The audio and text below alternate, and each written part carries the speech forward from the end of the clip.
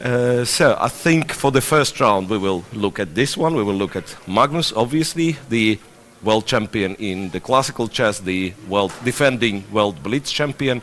I think already 2 times world champion in blitz. Yeah, he has won it a couple of times for sure, and he's facing Ivan Popov, whom I have basically almost mixed up, because in fact I thought he's the one who just won the European Rapid Championship in December, but that was Valery Popov. Valery Popov, so who is well, actually a grandmaster from St. Petersburg, yeah.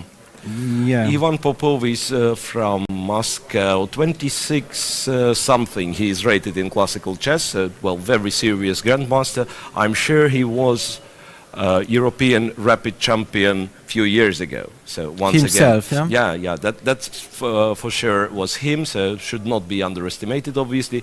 Well, and the funny opening there. I mean, we will not be able to analyze the opening in detail. In fact, we do not have the analysis board on the screen. So that the board we have, unlike in Rapid, it's just a board with actual position, which should normally match the board at your left, which is the 3D view on the real board they are playing. So I think that's the best view for blitz. So you can see the players, you can see what's happening on the board, you can see what's the situation with the clock.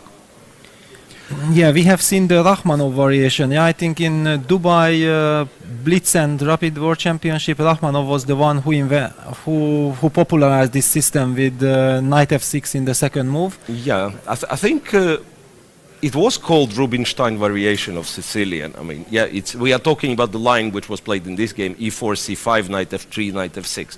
But obviously, since those times, I mean, there are different ideas for black, and well, it's actually quite an interesting setup. I would say quite ambitious.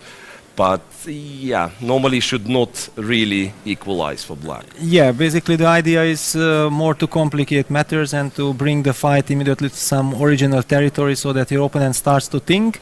Yeah, but what's interesting, the last recapture with the pawn. Have you seen it? So b takes c3 and Magnus plays b takes c3, keeping the double pawns. So he wants to make use of the semi-open b file. Exactly. So the bishop exchanged, then rook a to b1 should be played, and then queen c6. Yeah, and then white is dreaming of getting this knight from f3 to somewhere like e4 and eventually d6, I believe. Well, c4. Yeah, very important move, securing, taking away the d5 square from black. And yeah, and now I understand that those double pawns make a lot of sense, because you cover, with one pawn you cover d5 square, with the other pawn you cover d4 square. Yeah, and at the same time you have the d and the b files open for action for your rooks. Yeah, knight finds a nice outpost on f5, but it can be driven away with g4 later if white can manage this. So something like queen d3 might be an idea. Just to very natural. Yeah, free the square for the knight, protect the knight as well. So maybe somewhere you actually will play g4. But always, if I go after queen d3, let's say bishop e7, I can meet g4 with knight h4. With knight h4, yeah. So I would say a matter of few moves. The question if white is getting serious advantage or nothing special, right? If black manages to play bishop e7 castle and doesn't lose, like, say, pawn on d7, doesn't lose any material, then black is just fine. Okay, so... Yeah, but he's facing concrete problems. He can't castle yet because d7 pawn is hanging, and white is also threatening some rook b6 if, for example, black plays rook d8. Rook d8, then rook b6, and once again, it's awkward. Like, rook d8, rook b6, you will have to go to c8. Or to a8. Or a8. Yeah. And then, yes, you're holding for now, but it does look somewhat awkward, this position. Okay, and I can imagine it's very tough playing such positions against Magnus. I mean, obviously he knows what he's doing. He's also very, very fast. Yeah, nevertheless, Magnus has also spent a lot of time, and I think we should also mention that so far the players had been playing 15 minutes plus 10 seconds, and now they switch to 3 minutes plus 2 seconds, and those switches are very, very tricky. I mean, the players are not computers, so that you just push a button and they can switch immediately. Yeah. So it's very natural that in the first games the players might be a little bit slow. Yeah, I would say the hardest part comes when you actually get to an increment, right? Because yes, you understand, I mean, in Sunday mud, you understand, now it's 3 minutes, so I have to play faster. But when you go to really to play on increment, and now it's instead of 10 seconds, it's only 2 seconds, and you kind of can mix up the pace. You've played with 10 seconds, so you know, you make a move, you have some time to spend, and now you know you don't have any time to spend. Yeah, absolutely. This is the hardest part, yeah. Yeah, and interestingly enough, so we were promised, we have a working chart here in front of me, and we were promised that we will be informed about surprises that will happen in those starting rounds. And one of the biggest surprises happened right after the start of the round, because Morozevich, one of the good players in Blitz, just did not show up. Wow. Yeah, so already some surprises here. While what happens on the board? So Black did manage to castle, keeping the material balance, but he had to exchange his a6 pawn for a double c pawn of white. So now after rook a1, Magnus is planning to make use of his passed pawn. But now he's losing the pawn, yeah. Not any longer, yeah. He's losing his a6 pawn and not much left.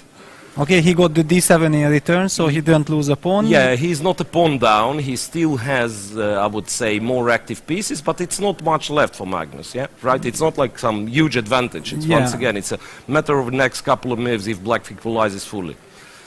Exactly. Right, and they are both down to 25 seconds 25 each, seconds, yeah, indeed. Well, looks like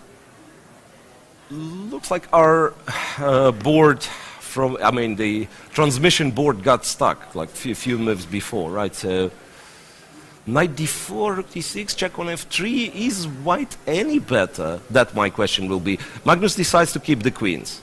Yeah. That's interesting and probably correct. I mean, if you play for a win, yeah. King g2, king is not that vulnerable on g2. In fact, those pawns protect it very nicely, and maybe with queens on the board he can still hope for some sort of. But this is not nice for Black. With bishop c7, queen c6, he got a stable setup.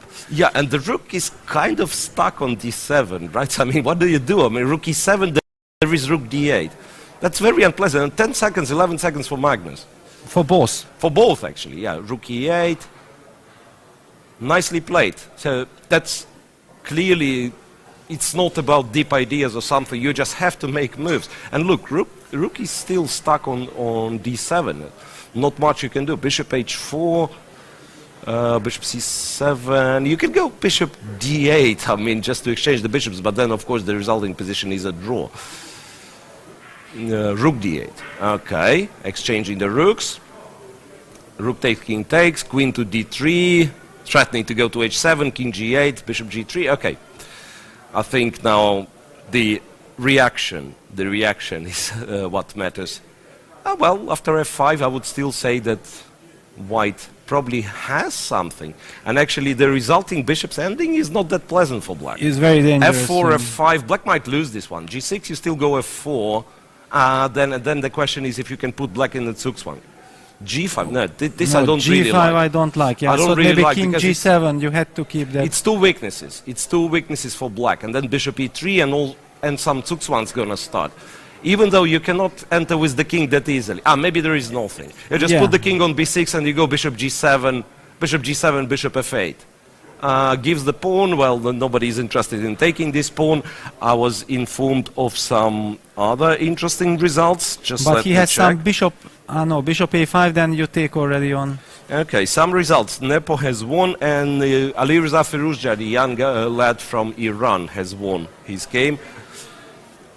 Nihal Sarin, the little guy from India, has won against Ahmed Adli. So who is also a big blitz specialist himself. Yeah. And look at Magnus's time. He already has half a minute. He had 6 seconds some moves ago. Okay, he will be trying, but how do you win this? But bishop f6, bishop f8, and now the bishop is not moving. Exactly. Wait, you can take on f6 and go king f8. Yeah, that's kind of a question, yeah. This is, no, wait. Yeah. King g6, did Black just misplay it? Because, yeah, he misplayed it. Because now, look, king e7. I wanted to say e5, king d5, king d5, and then the pawn promotes with a check. With a check, yeah. King c6, e5 goes here. goes c5, Yeah. and black has lost. Now that's we'll see a lot of